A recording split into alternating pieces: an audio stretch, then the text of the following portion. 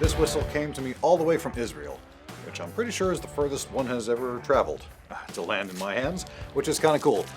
Ohad, I believe I'm pronouncing that right. I googled it. Hopefully I got that right. Ohad reached out to me over Instagram and just asked if I wouldn't mind taking a look at one of his whistles if he shipped it to me. And I said, yes, please, and thank you. I feel very fortunate that folks are nice enough and interested enough in what I have to say that they will send me stuff to try out. So take that for what it's worth. I did not have to pay for this instrument, but I'm also not being told what to say, and I'm certainly not being paid what to say. With that in mind, let's check it out.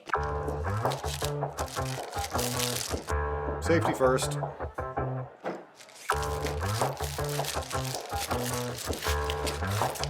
Oh, this is very cool. I make my whistles by myself in my workshop using conventional machinery and a lot of hand processing. I like the sound of all that. I make sure that every single tunable whistle is perfectly tuned before sending it away for the player. As for now, I only make a few whistles per month. That's also pretty awesome. Materials, aluminum body, and self-designed and self-produced plastic head joints. Very cool. Looking forward to hear from you soon. Thanks. I will put a link to his information. He found me on Instagram. I will post all of his info in the description to check out. So let's carry on opening it up. I need my knife again. The package. For those of you asking about carrying cases and packages and stuff like that, how to transport a whistle, it's a pretty solid little guy here. Oh, look at it. Oh, and wrapped in PVC. Clever. I like it. Okay. I like it. I've got whistles that look like this. There we go. Boom.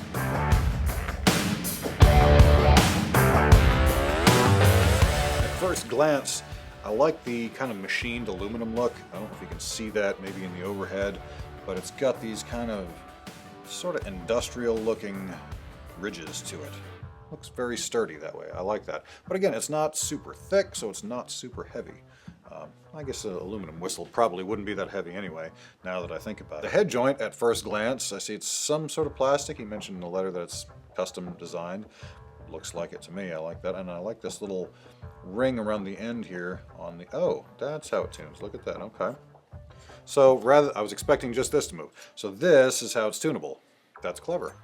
I like that. So the head joint is a lot larger. So, interestingly, that would probably make it a bit more compact from a breakdown travel standpoint. Well, let's have a few notes on it and get to the important bits.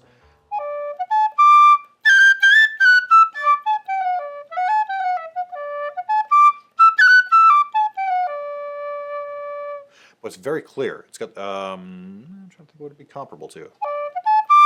I'm not really sure. It's different. It's got a very clear, sort of softer low end.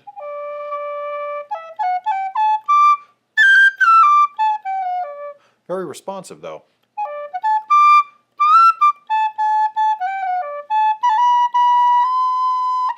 Ooh, good solid C natural there. That sounds pretty in tune.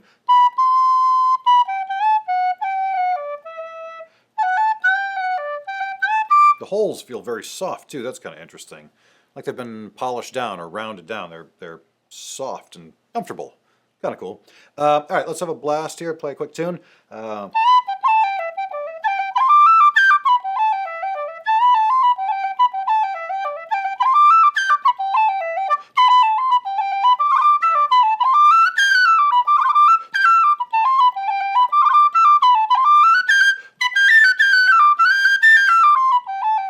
I don't know how it sounds to y'all, but to me it sounds softer. It sounds a little bit less shrill, which is a common question that I get on my channel. How do you make those top end notes not be quite as squeaky? Yeah, the highest part, they're just loud, but overall it just feels a little bit rounder, a little bit softer.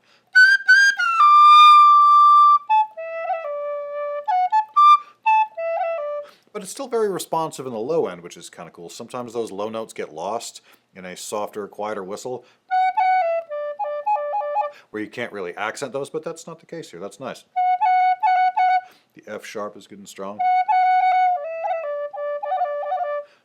Yeah, good, easily responsive crayons and that sort of thing in the low notes. Responsive there in the top end, too. Now, I want to see if I'm right about the weight, because it does feel, just initial response was that it's light. So let me see what we're clocking in at here. Put this over here closer. Hopefully we can get a good overhead look. 1.4 ounces.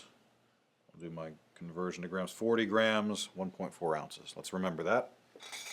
I'm going to compare that to my Gary Humphrey. 38, wow. Well, I am crazy. It's heavier. 1.35 ounces or 38 grams. So it is a little heavier, but incredibly close. 2 grams difference. So I'm definitely way wrong. Let's compare that to the significantly heavier Lear. Yeah, quite a bit heavier. It's all in my head. It's actually very similar to the whistle that I play all the time. But if you're used to something similar to, let's say, a Taub, for even more common comparison, 1.2 ounces, that's 34 grams, even lighter, okay. So, yeah, very close. Very scientific study we do here. Now, perhaps the more important study that we ought to do is intonation. Is the thing in tune? Let's just see. Get it in tune to start with. Yeah, there we go.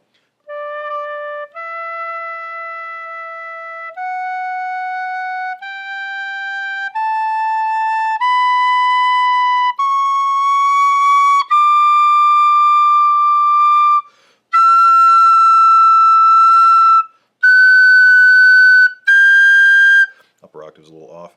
You just see, I think for the most part you're pretty close with that. So to me that's in tune.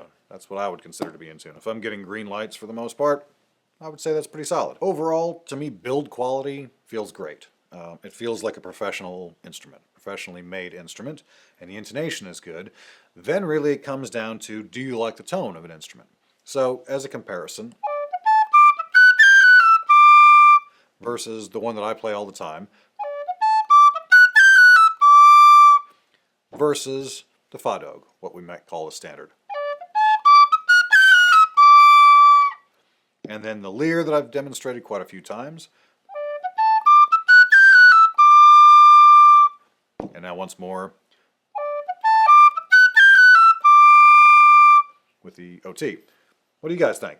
You know, I think it's an interesting sound. And in the tin whistle market, there's probably not a whole lot of new ways to do this, not a whole lot of new sounds you can get. And this is interesting. It's something new, which I think is kind of cool. It plays well, it's got a nice, cool sound, and it's a professionally made instrument. The only thing I'm not sure about right now is how much these are going to be going for when they're available. I think this is sort of a early model, an early run, not an early model, an early run. There just haven't been a whole lot of these made yet. So I'm not quite sure what the pricing is. If I get that information, I will be sure and update the description with that so you can have some sort of basis for comparison. But I think it's a professional sounding instrument. It sounds nice, it sounds interesting, which is very cool, again. Let me know what you guys think, and I will see you all in the next one. Ohad, thanks a bunch for setting this. I really appreciate getting a chance to try it out. Thanks a million.